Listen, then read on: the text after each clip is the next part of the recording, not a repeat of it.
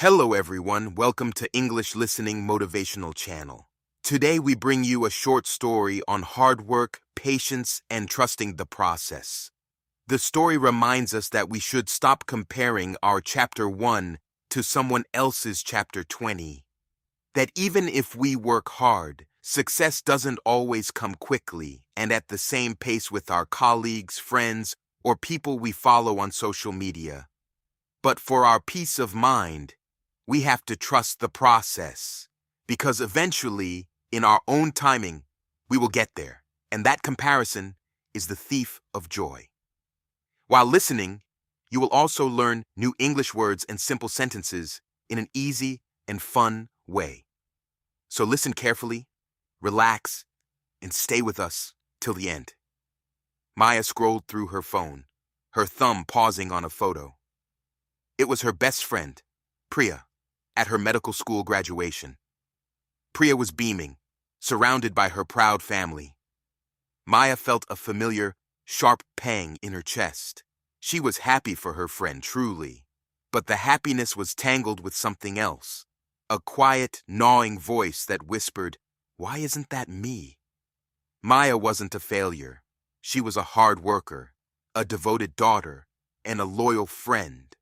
She had dreams, big ones, but her path had been a winding one.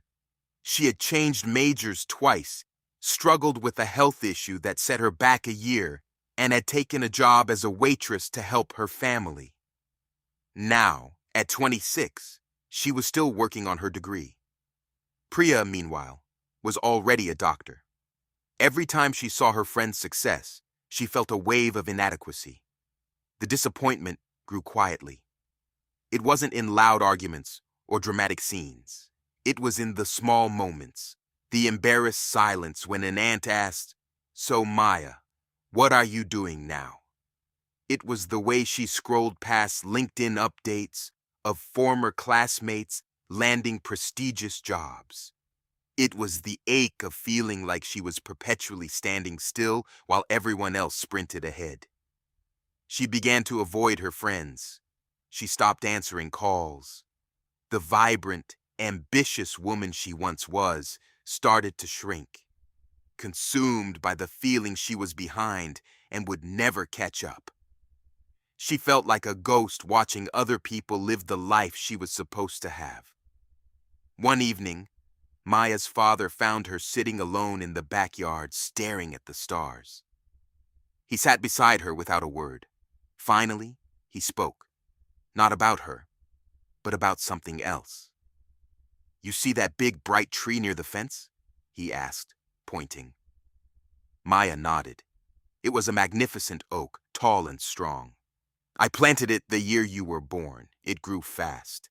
Everyone admired it." Then he pointed to a small, gnarled sapling in the corner of the garden, barely visible in the twilight. "And that one, I planted it the same week. It's a Japanese maple. For years it didn't grow at all. I thought it was dead. I almost uprooted it." Maya looked at the two trees, confused. Then last spring, it suddenly sprouted 100 new leaves. Now, it's a masterpiece. "But it took decades to become what it was meant to be," he said, his voice gentle. "You see, the oak and the maple don't compete. They grow at their own pace, in their own time. If I had given up on the maple, I would have missed its beauty entirely." Maya looked at the two trees with new eyes. She wasn't the oak. Maybe she was the maple. She had spent so much time comparing her timeline to Priya's that she had forgotten to trust her own. Her father continued, "Do you know that J.K. Rowling was rejected by 12 publishers before someone said yes? Mark Cuban was a bartender at 25. Morgan Freeman got his big break at 52. Their time wasn't the same as everyone else's, but it came." Maya felt a shift inside her. It wasn't the loud celebration of a victory. It was the quiet, still understanding of a truth she had always known but never believed. Her path was her own. She didn't drop out. She went back to her studies, not with the frantic anxiety of catching up, but with the quiet confidence of knowing she was exactly where she needed to be. The next week, she met Priya for coffee. Priya was exhausted, overwhelmed by the demands of her residency. Sometimes, her friend confessed, I feel like I'm drowning. Maya listened, no longer with envy, but with compassion. They were on different roads, facing different struggles. Priya's success was not the finish line, it was just another part of her unique journey.